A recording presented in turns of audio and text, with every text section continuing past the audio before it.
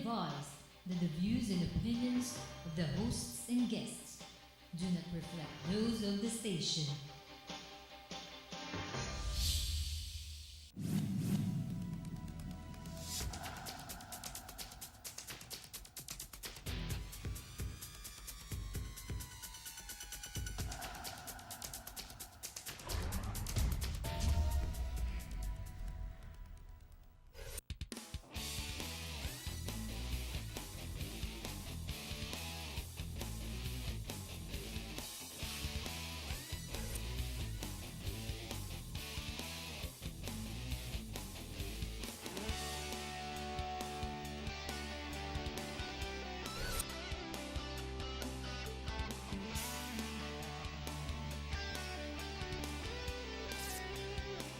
You are what you watch.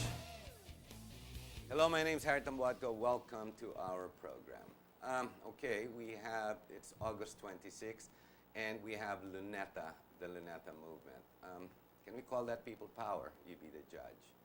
Interestingly enough, we brought the mother of the current president into power through people power, and of course 9 coups d'etats, let's not forget that.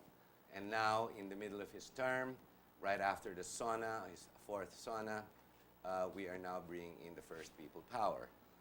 The title for tonight's show, I picked up the topic on a TV show in America, a TV series po ito. It came from Albuquerque. Ang tawag po dito, Breaking Bad. Yun po ang topic natin. Ibig sabihin po ng Breaking Bad, kumbaga sa sports, ang bola, pag tumatakbo sa damo, ikot-ikot yan, paggalaw-galaw yan. Hindi mo masasabi na matuwid ang diretso niyan, miski paano. Kasi yung damo, uurong-urong yung bola, kumbaga sa golf. And when it comes to baseball, they call it the slide turn, the slider. Or in other terms, in other words, very simply put, Breaking Bad, meaning hindi matuwid ang daan. That's exactly what that topic is in American TV parlance, Breaking Bad. With us to discuss all the issues that are breaking today, let's see, we have the pork barrel, of course. You've got Napoles, yes, the person who stole the pork barrel, or together in cahoots with the legislators, diba? But let's not forget, we have other issues that are equally just as bad. You've got the COMELEC. Let's not forget that. They just stole the elections. You've got the judiciary that only takes 50 years to 100 years to resolve anything. Let's see, how many other issues do we have at this point? On the executive department, we have Department of Agriculture with the hundreds of billions lost. Where does it stop? Can we actually terminate everybody put together? Can we actually get rid of the pork?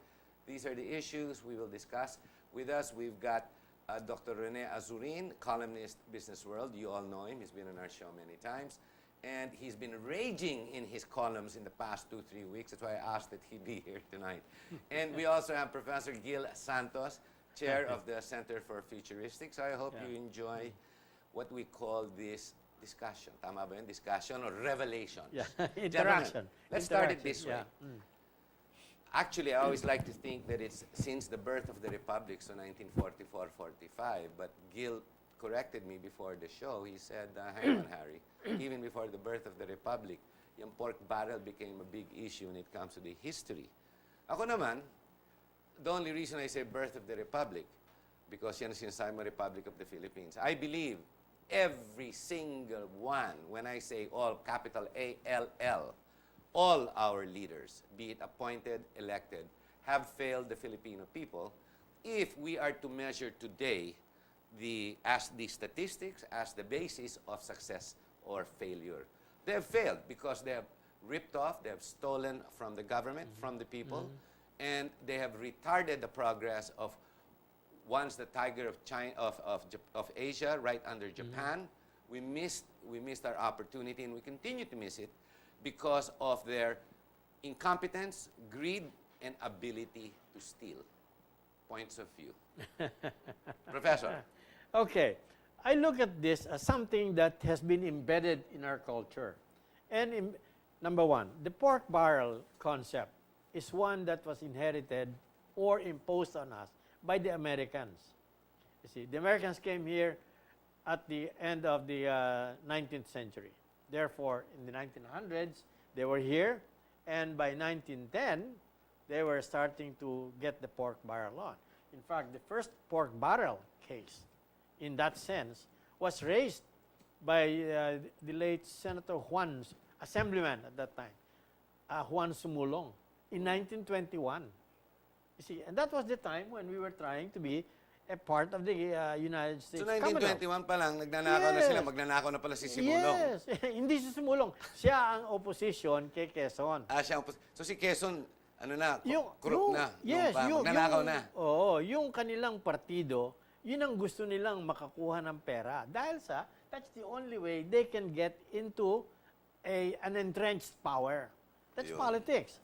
And that was the beginning of our personal and transactional, or what you call patronage politics. And fast forward today, where is that? It's blowing up today, metastasizing with people screaming pork. And everybody gets the benefit, except the poor, except the masses, except the 70%. You know? What are we talking about? 24 billion or plus the president's pork barrel of half a trillion. Yun ang talagang pork barrel. Yes. Baliwala yun sa Kongreso, sa Senado. Baliwala yun. Ang nangyari ngayon, binibigyan ang bawat congressman, member ng lower house, at saka senators, at saka ang presidente ng pera para sila ang makakapag-decide where to put it.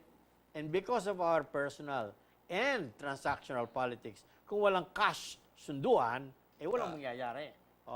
Therefore, it becomes both a stick on And a the carrot. part of the political leader and what the ignorant masses do is they hold in effect, they hold the leaders, the politician, hostage every election year. Your take, Doctor. Well, when you speak of pork barrel, you're really talking about discretionary spending, discretionary fund allocations that you give to the congressman, to the senator, to the president. No? Now, there is as you can see today, many senators, congressmen, and members of the executive. Well, before today, before Build up na have been trying to defend the pork barrel. They say, part of our function is to help our constituents, etc. Let me just say categorically, there is no justification for the pork barrel. It is outright, it is a bribe paid by the suhol, paid by the executive to the legislative so that the legislative will approve whatever budget, national budget, the president proposes. No? So, the congressman and the senator, they don't really look at the budget anymore kasi meron na sila no? So, miski na ano i-propose ng executive branch, okay lang yan. Kasi meron, Tatanggapin nila. okay na yung akin. No? So, it is a bribe. So, in effect, you have collusion between two branches of government. This is an institutionalized form of plunder. There is no ifs and buts about this. This is institutionalized, legitimized plunder. And what the wonder of it to me is that the Filipino people have been so slow in waking up to this grotesque anomaly. And the only excuse for the poor that I can put forward, them being slow in taking this up, is because they don't know. They're ignorant about how the government So the works. people don't know what the real issues are marching today. No. Everyone is the blind leading the blind. No. And they think, because this morning, grabe ang bastusan, ano? Oink, oink, baboy si senador, baboy lahat ng congressman, baboy si presidente. The effigy of Noy Noy looking like a pig, di ba? And people spitting on that effigy. I wouldn't be surprised later on the day they'll burn it, di ba? Parang ganon. I mean, talagang tinatapakan eh. Now, whatever the numbers are, lumabas sa mga tao, I was there was rage. But are you telling me these people have no idea of where it's going? Tama analysis mo, no? Professor, tama yan. Maganda yung sinabi mo na, tama yun, it's a bribe, it's an outright bribe. And the people still don't know. Why do the people not know? You know, today's rally, can you say that was the massa? You were there. I was there. That was part of the massa. I don't think so. Not Ako, really massa. a very I small think most of that is the civil what's society. the educated class. The educated class, middle and Yeah. high end. Yeah. No, because in our society, just like in any other economically better than the underdeveloped, really underdeveloped or poor countries, it's only the middle class and up that are thinking and are leading this kind of demonstration against the establishment. But this is why I was saying when I said the Filipino people are so slow to outrage, no? I was really referring to the educated classes. I'm not even talking of the massa, no? Because the educated classes should have understood, no? But they are very slow. I mean, this has been going on for years. I've been writing about this Yes, for you years. have. No? We've been complaining about this Yeah. on TV. But wala yung kwan eh, no? Even like in the election, the educated classes should understand that the election was stolen. No? There's the outrage. No? I think now there's outrage because basically there are faces. No? There's the face of That's Napoles. what there are triggered fa- it. Maybe, And the, you know, and maybe the that number, is why. 10 billion. Maybe that is why. But you speak about the principle. This is well known. This institutionalized plunder has been going on for years, and But look at the attitude of our people. When it comes to this kind of a so-called outrage, what happens? Let's start off with Napoles. Napoles, all of a sudden, overnight, 10 billion, bingo, wham, wham, wham, Yeah. wham. No, then they come up with the face of Napoles on the Inquirer. All right. So looks like it's a very repulsive to a lot of people I talk to. Then what else? Then the PDI comes up with the verbatim recording of the panel interview In Inquirer, that she went there for. You know, now what happens now is the media itself has some faults because they are expanding the scope and the personalities involved, forgetting for 1 minute or 1 day or 1 year, whatever it takes, that hey, we must pin Napoles first, get her arrested, get her convicted after a due course of the law, and then go after one another of all these congressmen and senators and politicians all the way back. No, but nag-trigger niyan, pangalan nga ni Napoles, without a doubt. But I think what really kicked it off was the senators first initially getting involved, the first 3, 4, and then 5, 6, then the 28 congressmen supposed to be. And then now it's growing leaps and bounds, it's going out of control. But in reality, tama yan. In your experience this morning, people don't understand what they're doing there, do they, in Luneta? And this is the educated class, this is the rich. Because I don't think it was massa. I was there myself. And I don't think that was massa. If that's massa, I know too many people. There's something wrong, di ba? Well, look, you remember Even Edsa Father Juan? Rocky was there with his group from Tuloy and Don Bosco. Sister Mary Jan, of course, she was already on the radio. And they were all there, all dressed in their proper garb, you know, the religious and the whatnot. Of course, we still had the red flying flags and people who are screaming, don't know what they're saying oink, oink, oink, oink on the microphone. Palakasan sila ng mikropono eh. Kasi disorganized nga yung group. Naintindihan ba nila? Parang ngayon lang nila na, ako rin nagugulat ako, di nyo ba alam, nung pa kayo ninanakawan? I mean, ilang dekada na ninanakawan ng Pilipino ng mga ng liderato, ng tawag diyang gobyerno. Kaya nga wala tayong mafia, ang tawag dito, Republic of the Ibang Philippines. klaseng mob rule ito eh. Ibang klaseng mob rule. Ang So, ang rule is stupid because they don't know what they're doing? Can you say that, no? No, but look at Edsa Juan. Did all of them know what they were doing? What exactly was there? but I think, like today, I think they understood why they were there. No? That they understood that their taxes are being plundered. Stolen. I think that's understood. My problem is, And they don't like it. Yeah. bakit ngayon nyo lang naintindihan yan? Eh, dati pa yan. No, that's my, but it's so good, it's well and good that they're now becoming aware of this. So, but, and hopefully something will happen. My problem is, the next step kasi is dapat yung justice system. No? Kasi Yun. none of these congressmen and none of these senators are going to jail. None. That's my problem. No? Yes, none of them are. And Napoles will not even go to jail. I don't think. I don't think they'll even catch her. I mean, our senators can hide for 14 months, 15 months, and walk back into the mainstream and get elected again and get pork barrel. Di ba? Not 1, 2. Ito, All of them. pumutok ito, what, 5-6 weeks ago, no? Up to now, the NBI or the Don't know DOJ where. have not questioned a single congressman, have not questioned a single senator, have not questioned a single member of the executive department about the disbursement and release of this pork barrel. How can we say that there is any seriousness in tackling this issue? There's none. Nobody will go to jail. Now that is the problem, and that is the problem of the country. No, the fact that we have laws but nobody enforces them. No, That's the problem. so Now, this is why all of these people are acting with impunity. No, Yeah, I mean yeah. they know they're not going bargas to. na, bargas na. They're not going to go to jail. They're not going to be caught. They're not going to have to return the money. So they just steal with impunity. You know, Rene, Professor, you know, with my bad back, being a holiday, which I don't like to go out, I pursued to go, I took an LRT and walked the 6-8 kilometers to get to the very tip, trying to be able to walk around the area. What do you think is going to happen now? At least we've had the people power. There's a show of force from civil society.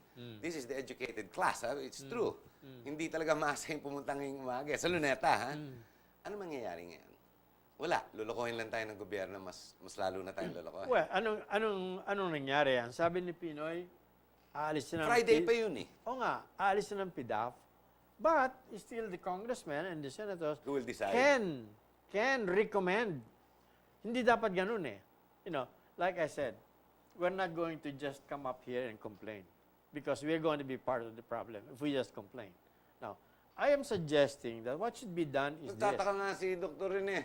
Ngayon lang tayo nagre-reklamo, dapat noon Exactly. pa. Oh. Eh, mas lalo na ngayon nagre-reklamo lang. Oh. Okay. Ngayon, kukwento ko sa inyo, just going back, I don't know if you were there in 1986, November.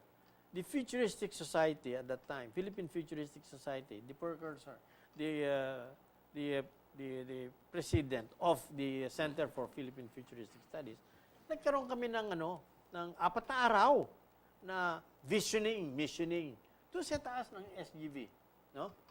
Si Ting Rojas at saka ako ang co-chairman nung and what we did was ganito ang kailangang mangyari sa Pilipinas in 10, 15, 25, 50 years. Ngayon, pagkatapos na nanaginip ka, ganito ang gagawin natin. Ano ngayon paano mo gagawin? Paano maabot yung panaginip na yon? Ito ngayon ang gagawin mo. Projects 1, 2, 3, 4, 5. Sa education, 1, 2, 3, 4, 5, 6. Sa public works, 1, 2, 3, up to 10. You know?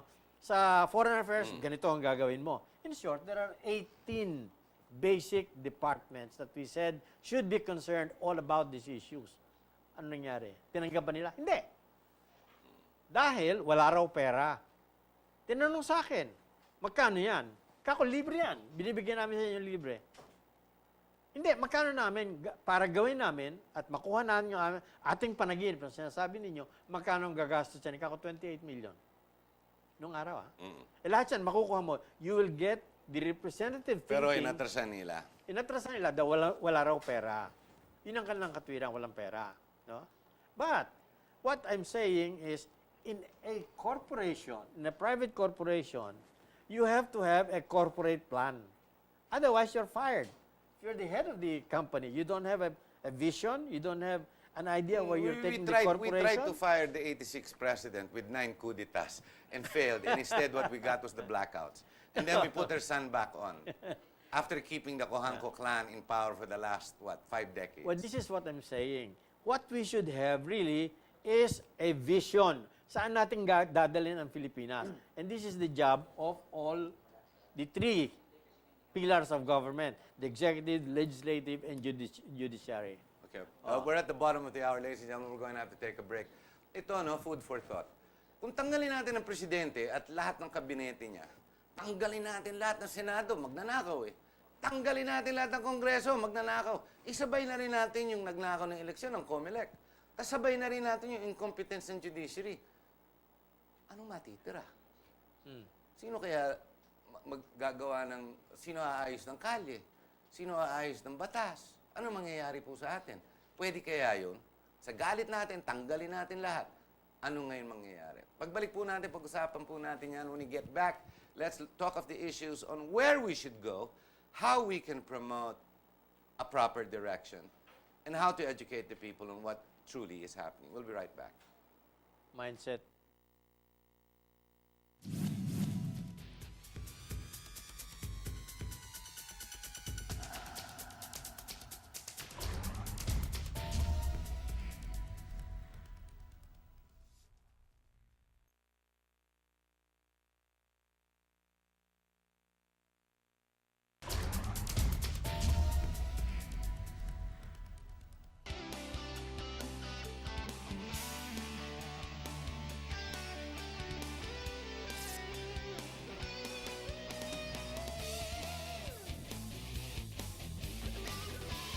Hello, my name is Harrison Watko. We're back. The topic is Breaking Bad. I explained why it's Breaking Bad, because it's not daan matuwid. And basically, we have Dr. Rene Azurin with us, columnist, Business World, and we have Professor Gil Santos, Chair, Center for Futuristics. During the break, this very short break that we took, if we took everybody out, lahat sila tinanggal natin kasi corrupt ang Senado, corrupt ang Kongreso. Ang judiciary ay incompetent, hindi ma-resolve ang ginagawa nila. Ang COMELEC, alam naman natin, nagnanakaw ng mga eleksyon. Ang presidente, mahina. Miski mabait ang mama, pero yung katumbas niya, yung mga cabinet secretary, tawag nga niya, student council presidency, ngayon nagkakandara pa. If we start taking out all these institutions, what is left? In other words, is there hope? Or is it best to just say, ang masa naman yan eh. They're the ones who voted dynasties. Ang masa naman, they're the reason why napopropel ang mga oligarchies. Di ba, mga oligarkiya? So, the masa is at fault. In other words, you deserve the consequence. You make your bed, you sleep in it. Is that the right thing to say? Is that the right thing to do? Ikaw muna. Ikaw muna. Bibirahin na ni Hili. I think the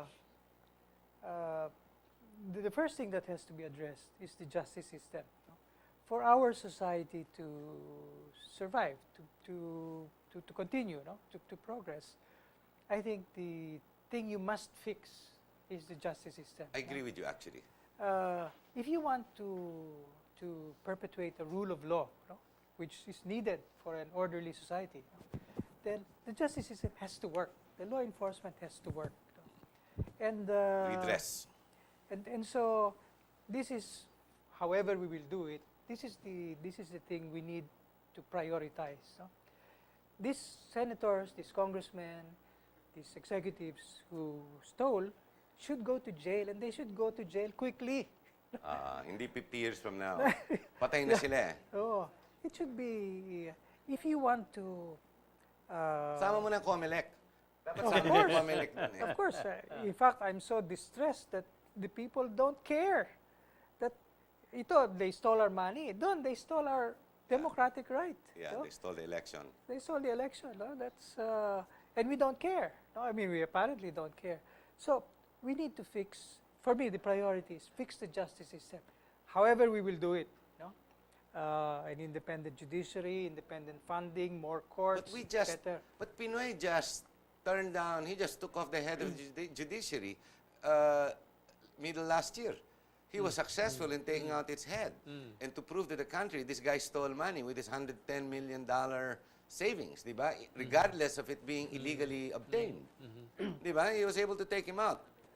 Well, How do you repair the justice system when they're running around with their tail between their legs? Well, that would have been a start if the issue was, okay, I need to Yes. put a good guy as Chief Justice. Okay, now you have your guy. Dapat tuloy-tuloy. Have we looked at, have we seen any other reforms in the justice system? I Tumahimik na. haven't. No? So, where is it? If you're serious about reforming the justice system, what is being done? Nothing apparently is being done. Nothing new is being done. So, this is the problem, because we can deal with all of this stealing if they just go to jail. Who can we blame all of this from? Incompetence in the presidency? Because who should create the change? The president, am I right? He's the voted leader of the land. The president must be firm enough, must have the resolve, the political will to do it. So the president is weak, hindi niya kaya ayusin yung Yes, judiciary. yes. Kung hindi, dapat yung nilagay niya doon, in this case, Chief Justice Rene, should be implementing all these reforms to go forward. Instead, quietly laid back. In fact, inaaway siya ng the rest of the 14 Supreme Court justices. Di ba? Every time she does something, Ganito yan kasi. she's very unpopular in the Supreme Court. Ganito yan kasi. Pag ikaw naging presidente, lahat ng desisyon sa'yo ipapataw ng tao. So yung galit ng taong bayan ngayong umaga, kay Pinoy. Kay Pinoy. Yeah, ganun yun. Kailangan mag-step down na pala siya. Should he step down? Hindi naman. Because if you step down... Alam ko, people power na ito eh. No. If you step down, we will have another Arab Spring. And you know what's happened to... Tingnan lang natin ano nangyayari sa mga kapitbahay natin. Ano nangyayari sa Egypt? Ano nangyayari sa Lebanon? Ano nangyari sa Syria? Pero ano nangyari we all say that Okay. there's a problem there. Religious war din yan eh. Sila ethnic cleansing Cultural sila din eh. yan. Cultural din yan. No? May problema sila, mga Kaya nga. Shiites and all of that, you know. Kaya nga, ang problema din dito, hindi Shiites, hindi Sunnis, no? Pero ang problema dito, yung mindset ng tao. Anong pag-iisip ng tao? Bakit madaling ma-confuse ang tao? So anong solusyon natin? Dapat judiciary. Tama si Rene. Judiciary. But how do you correct the judiciary? When it was the executive, no less the president, who took off the head of the judiciary. And put somebody else who's now beleaguered, I mean, within her leadership, because she's not trusted, because she's too young compared to the other Supreme Court justices, na basta making life miserable for her because they're going to stay. Let's see, Carpio's going to stay another 6 years. Without being Velasco's going to emotional, do the same. without being emotional, Harry, what I'm saying is, Rene, this is a generational problem. And therefore, this kind of problems, being mindset change or game changer, must take time. Therefore, your missioning must also have a timeline. Pag gumagawa ka ng isang bagay, kailangan alam mo, sa ganung oras matatapos, ganung araw matatapos. Pag hindi mo nagawa yan, forever ka. Ito nga, lumalaban. Ito, nagre-rebelde ng mga tao. Lumalabas na tayo sa kalye. No to pork barrel, sinasabi pa ng presidente, binobola pa ang taong bayan. Si Butchabad, no less, came out. Sabi niya, hindi pwede tanggalin yan at nirelease na natin kalahati. Gusto mo umpisahan natin pork barrel 2014. Di ba? Sinasabi niya eh. 2015. 2015 pa nga. 15, no? And then, Drilon came on this morning, rationalizing it on Double M on radio. Sinasabi niya, hindi, tanggalin mo pork barrel. Paano naman yung mga dinadialyze ko? Paano yung mga eskwela ginagawa ng Philippine Chinese Chamber of Commerce? Gusto Diba? nga nila, dumepende sa kanila ang tao. Yun, dahil kung wala yun, patronage yun eh. Patronage and personal, transactional politics. And in fact, the pork barrel is the anti-dynasty advocates don't understand this. But instead of lobbying for a law, anti-dynasty law, remove the pork barrel because that is the mechanism that For dynasty, eh. that these incumbent congressmen and senators use to perpetuate themselves. No? Yun ang pambigay nila eh. So Agreed. this is a dynasty perpetuating device. No? And that is another argument against the pork barrel. Yan, nakikita Kung natin. challenger ka, wala kang laban eh. Kasi may... Yeah, may pera, may pondo. Yan, I know, I tried. I went to elections last, but I had no money. I mean, I can't, hindi ko kaya. Talo ako sa Biason. Hindi, ganito yan kasi. Dito sa national level, nakikita natin yan. But we don't see, because we don't go every day out in the provinces, in the local politics, how more insidious this is than in the national scale. Pero alam mo, yung rally natin ngayong umaga, Oh. like I said, kukunti lang masa dun eh. Ang masa dun, nakikita ko, nagbebenta ng balut, nagbebenta ng payong, nagbebenta ko ano-ano eh. Hindi, kaya nga, ang akin, my take is this. The mere fact that the academe was there, the thinking people, the middle class and up are there, then this should be the start. They should be able to do that. Now, Tsaka there were a lot of young people there. yun, Maraming bata. yun, Schools. yun, That yun. should be a source of encouragement. No? Ako, But do they understand? no. Ako, I'm guilty, ha? I'm guilty of doing this. With my students, and this is 2 colleges at Lyceum, no? Yes, I know. Arts and International Relations. I'm telling them, kung hindi nyo babaguhin yung pag-iisip ninyo, walang mangyayari sa inyo, sa susunod na 50 taon, ganito rin kayo, at mas malala pa. Oh. Naintindihan nila yun. Ngayon, kung ang gagawin lang ng ating mga ibang nasa sa eskwela, ganun din, you simplify it. Ang problema natin sa mga ibang, and this I see, dun sa ibang professors is, they talk in the language of the masters and the doctorate, the holders of doctorate degrees. Ikaw, They don't know how to nagtuturo ka rin eh. simplify. Hindi, sa kanya, graduate school eh. Iba yun. Doon sa undergraduate, kailangan mo talaga, you have to simplify. You have to simplify. You cannot do otherwise. But come on, gentlemen, let's face it. The education of the massa is now limited to what comes out on noontime TV shows. And the carrot and stick. And of course, the guys trying to be girls and the girls looking at guys. And everybody saying that it's okay because America and Europe are already accepting same-sex marriage. Come on. The immorality has gone deeper, to to a point that even here the president's concerned about the RH bill when he should be discussing whether he is going to stay until 2016 at the rate the people came out today. Hindi, Because kaya really, nga. it was his face in the effigies. Di ba? Nakita mo? Kaya- Nakikita ako, nagulat ako eh. Ako, I would think Revilla, I would think even Lani, they demonized Congresswoman Lani because she said, tanggalin mo yan, basta huwag kayo humingi sa amin. Tama naman siya eh. Tama naman si No, but Congresswoman Lani on eh. the other hand, in short, ang ibig sabihin nun, she is so liberal with our money, not hers. But we all know this. This is the point Rene was saying. I have known this for the last so many decades. How come the people don't know this? Or do the people... Look, Because- tama lang, about a year, less than a year ago, we were discussing, screaming our lungs out about the COMELEC, the inconsistencies of the COMELEC to break the rule of law. They got away with it. Did the people march? I don't understand why. So maybe we do deserve everything we're getting because the people don't get mad. Ngayon lang lumabas, pork barrel. Ngayon lang lumabas. When in fact, every year ninanakaw naman, alam naman natin, it's public opinion. Magnanakaw lahat sila, di ba tama? I know. It's always been public opinion. Pero ngayon lumabas kasi nilagay nila ang mukha ni Napoles. I Pero agree ngayon with they you. took out her face and it's Noy's face in the effigy. Nagulat ako. Doon ako nagulat kanina umaga. I Because agree his with face you. with that snout. I agree with you that this is the mentality of the people. That's why you have to change it.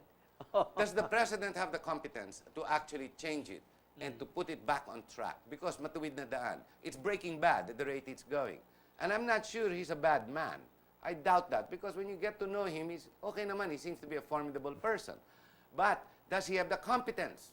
First, competence. Never mind the will because that needs to follow. But without competence, regardless if you want to do it, hindi pwede. Kaya niya ba?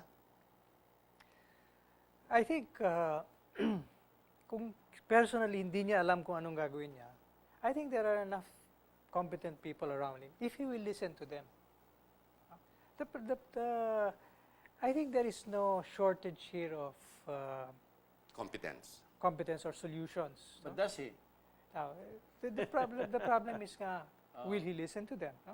Because until Friday, he was defending the pork Yes, he barrel. was defending the pork barrel. oh. Tapos natakot bigla eh. Yeah, but that also should that also may be an indication of competence. No? In other words, he knows that his power is derived from the pork barrel, so he doesn't want to give it up. No? But that is competence because Well of said. fear. It is derived from the pork barrel. No, but it's competence because of fear. It's the He's political... become vulnerable. Yes. But otherwise, if they can show him that he's not going to fall because of this, he won't stumble, then Tutuloy niya. tutuloy niya Or yun, is this no. all a political scenario towards weakening Binay in 2016? Towards perpetuating what he wants, Rojas to be the president next, di ba? I don't think so. Because tinira mo lahat ng presidentiable sa Senado eh. Lahat sila tinira mo na. In fact, nagulat ako, humabol pa si Marcos eh. Tapos na yung first four, tapos bilang naging six. Pero, And they sacrificed one of their own, di ba? Honasan. no, but it's spontaneous. The people's reaction Saka is I think spontaneous. hindi na nila problema yung 2016. They don't care. No. Kasi hawak na nila yung COMELEC eh. The mechanism is already there. They can put whoever they want. Actually, I have to agree with you there. That's what we should next rally about. What to do with the COMELEC and totally eradicate all the people there and then change the whole new Change system. the whole thing. It's yeah. like, so now we've got a problem. We've got the institution called the judiciary that needs immediate redress, if not complete dress down. And we've got the COMELEC. Dalawa na yan. Of course, the Congress and the Senate are not far away. They are right now, they have, the people marched because of them. So can we change all of them? There's only one person who can change it, Mr. Matuwid na Daan. Will he change it? Can he change it? Does he have the competence to change it? Like you said, Hindi if he ganon. listens. It's not that easy because we are a democracy. We are required to, a referendum or a plebiscite or an election. Kailangan mo yun. Hindi, hulihin But mo lang. hindi- no, Pero but- kung hulihin mo lahat ng mga, pag hinuli lang ng ombudsman niya, kung seryoso sila, di ba? Kaya Hulihin niyo nga. yung mga senador. Ilabas Kaya- mo. And put them on prison. Kaya nga, this is one asset of Pinoy. If he knows how to use it, he can do it. If he's competent enough to think about it. Kung He can kaya do ng presidente. Kung malakas-lakas ang loob ng presidente. At kung gusto niya gawing matuwid na daan. Where do you think he's going? He's going the easy way out. He's calming down now. He's relaxing now. Remember, what this guy always wanted to do was to finish his term, step down, and to become a simple man again, which is what he's always said. Which is what I'm saying now. Ganun palagay ko ang gagawin niya. Ang gagawin niya, let people forget about this, and he steps down in 2016, tapos. He's Tapos out. He's out. He's out of it. So in Ganun other lang. words, tuloy ang ligaya. And I hope I'm wrong. That's what Tuloy it ang is. ligaya. Yes. Kasi the law enforcement, that's still under him. The law enforcement, Yes, it's still under him. Executive yun eh. executive. So he can, but up to now, they have not questioned any. In other words, he doesn't want to touch the senators or congressmen. He doesn't want to rock the boat. No? He doesn't want. But for me, if any of you, any part of your pork barrel went to either a ghost project or a fake NGO or Ghost Libris, whether you spent the rest well or not, I think you should be in jail. No, actually, you're either totally incompetent because you didn't even know that your pork barrel went to a NGO, a fake NGO which NGO. does not exist, which is very easy to check. whether entity You know exists. the defense of many Or of you them are now. completely malicious and you are Well, an that's outright plunderer. Look, No, but all they're saying, everyone's coming out saying everything's a forgery. Haven't you noticed? That- All of them. Fellas. None of them are believable. Fellows, this is a natural consequence. They're in complete denial mode. Everybody will So be on at this denial. point, Oh. so at this point, while we're having all these problems, the president is standing by idly and he has no solutions and he's not repairing. None. He's not addressing the problem. None. I don't see any. So we're in trouble. Yeah, we're in trouble. However, it is up for us, the thinking members of society, 20%, 30%, I don't care. We have got to do something. And we've got to tell the young people, because the young people has got the courage. They have everything to lose for the next 50 years. Ikaw, Rene, what do you think we should do next? The thinking people, the academia especially. I think we should simply demand that these people be investigated, prosecuted, and sent to jail. I think that should be. We should not be confined to abolish pork barrel. No, of course, we can't, but that's another matter. No? Because they're going to hide the pork barrel. No? But, They will but, hide it. but that's another another topic. area of concern. But Rene, we But should not right let now, up. Huh? But right now, we should not let up in saying to it that all of these people are prosecuted and are sent to jail. Because they are plunderers. At This kung is more, talagang- this is Pero more alam than this is more than the 50 million. I know, but mas marami yan, ha? Alam mo, this goes back, when you talk of Napoleons, this goes back to generals of course. 10 years ago. Of course. 15 years More. ago, dyan nag-umpisa Well, yan, eh. whatever. We just send these ones first to jail. Remember, Umpisahan muna kung sino yung mga matatalik na pangalan. Ito yung issue ngayon eh. Yun ang unahin. kaya nga sinasabi ko kanina, ikulong muna yon. Ikulong muna. Parusahan muna yon.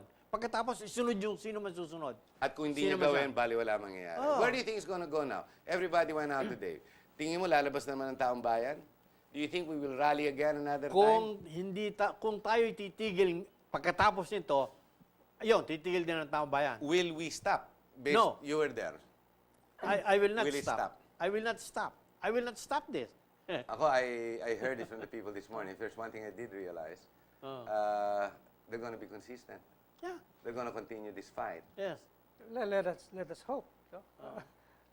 Sa bagay, in Comelec, tinulugan natin, what makes you think the people are gonna stand up for what is right this time? Gentlemen, we're at the top of the hour. It's very revealing. If anything, if Malacanang was listening, they'd probably pick us up right out the studio. But anyway, exit message to our viewers. Ikaw, Professor Santos. Okay. Quick message. Ang tingin ko lang dyan, kailangan alam mo kung saan dadalhin, ikaw ang presidente at tayo ang mga taong bayan, alam natin, dapat natin siyang araw-arawin. Ganito ang gagawin mo dahil sa itong gusto namin. Ikaw naman presidente ka, dapat alam mo kung saan mo dadalhin ng bayan sa loob ng 10 taon, 20 taon, 50 taon. At alam mo kung paano mo gagawin yon.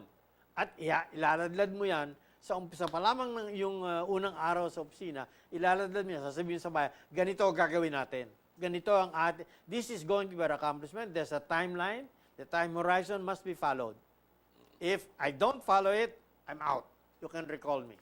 Oh. Dr. Azurin. I think what the people should be persistent about, no? And should demand is that all of these people involved, at least in this case, because this is the hot issue, not the Napoles scam, everyone, and in the pork barrel scam, everyone should be investigated, should be prosecuted, and should go to jail in a very short span of time. No? I think that's what we should. From there, we go on. Long term, we need to fix the justice system. We need to fix certain other structures. But right now, what the people should not let up on is the demand for all of these people to go to jail. Otherwise, we're just pissing in the wind. Bago ko makalimutan, meron ako isang dagdag lang, Hari. Kailangan natin sabihin sa taong bayan, doon sa hindi nakakaintindi, doon sa sinasabing, pasensya na ho kayo, dahil kami magsasaka lamang, mahirap lamang. Ang kailangan lang maintindihan, huwag ka dapat dumepend. Don't depend on the government. Huwag kang umasa sa gobyerno na bibigyan ka. Dahil tuturuan ka ng gobyerno, kapag ibibigay lang sa iyo yun, na hindi mo pinaghirapan, hindi mo pinagtrabahuan, tuturuan ka ng gobyerno maging, ayan, palagi ka nakasahod, palagi kang, bigyan niyo po ako, bili mo ako. Ganon ang mangyayari.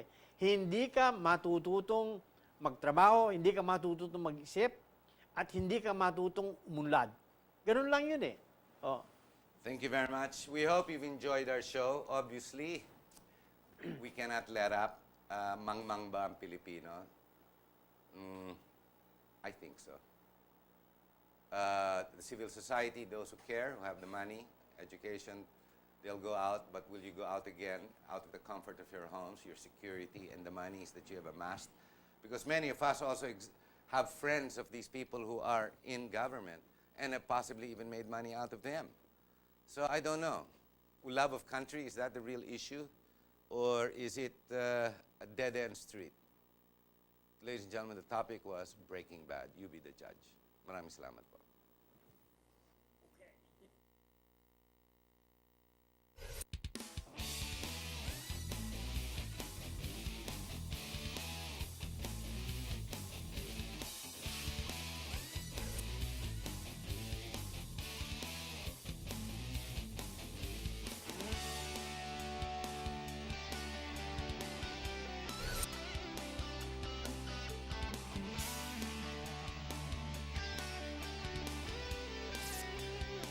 You are what you watch.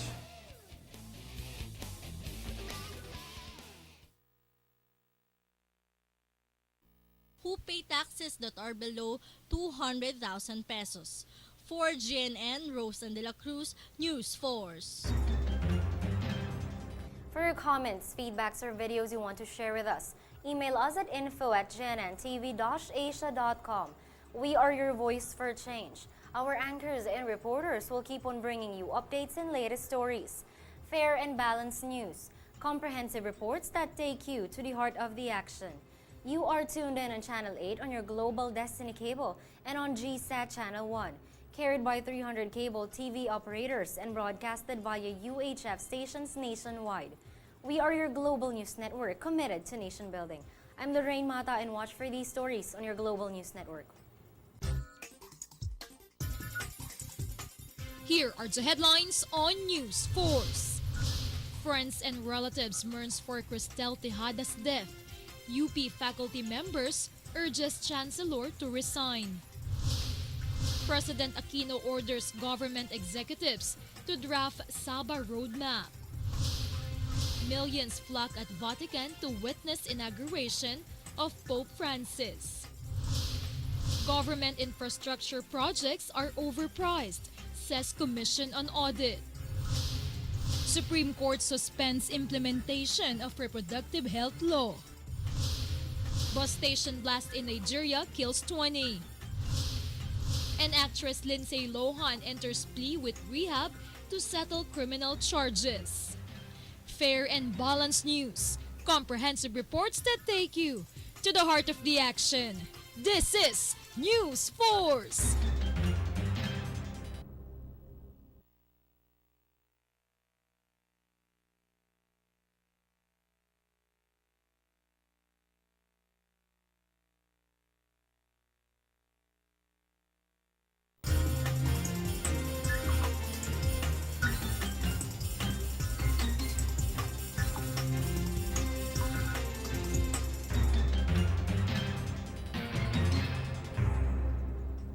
Lorraine Mata giving you the latest updates from GNN News and Information Center.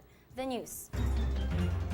Commission on Elections Chairman Sixto Brillantes Jr. on Tuesday said Emmanuel Maliksi must vacate his post as mayor of Imus, Cavite, despite a pending motion for reconsideration on the Supreme Court decision unseating him. It can be noted that the Supreme Court recently affirmed a Comelec decision unseating Maliksi and declared his rival Homer Sakilayan as the duly elected mayor in the 2010 polls. The tension was high at the Imus City Hall on Monday, where Maliksi was backed by his supporters who barricaded the City Hall, refusing to leave his office, saying he cannot vacate his post until the SC decides on his motion for reconsideration. The Supreme Court on Tuesday issued a status quo ante order on the reproductive health law signed by President Benigno Aquino III last December. The justices voted 10-5 in favor of the status quo ante order, which is effective for 120 days or 4 months. The oral arguments, meantime, were set by the court on June 18. Department of Labor and Employment urged new graduates looking for a job to come to job fairs conducted by Dole this summer. Labor Secretary Rosalinda Baldos said they were setting up job fairs with both local and overseas employers across the country beginning in April for graduates and other job seekers to spend less money and minimal effort in looking for employment. Baldos further added that the agency had already conducted 150 job fairs nationwide in the first 2 months of the year, in which 264,292 applicants registered for 500,000 vacancies offered by local and overseas employers. For your comments, feedbacks, or videos you want to share with us, email us at info@gnnTV-asia.com. We are your voice for change. Our anchors and reporters will keep on bringing you updates and latest stories, fair and balanced news, comprehensive reports that take you to the heart of the action. You are tuned in on Channel 8 on your Global Destiny Cable and on GSAT Channel 1, carried by 300 cable TV operators and broadcasted via UHF stations nationwide. We are your global news network committed to nation building. I'm Lorraine Mata, and watch for these stories on your Global News Network. Here are the headlines on News Force. Friends and relatives mourns for Cristel Tejada's death. UP faculty members urges Chancellor to resign. President Aquino orders government executives to draft Saba roadmap. Millions flock at Vatican to witness inauguration of Pope Francis. Government infrastructure projects are overpriced, says Commission on Audit. Supreme Court suspends implementation of reproductive health law. Bus station blast in Nigeria kills 20. And actress Lindsay Lohan enters plea with rehab to settle criminal charges. Fair and balanced news, comprehensive reports that take you to the heart of the action. This is News Force.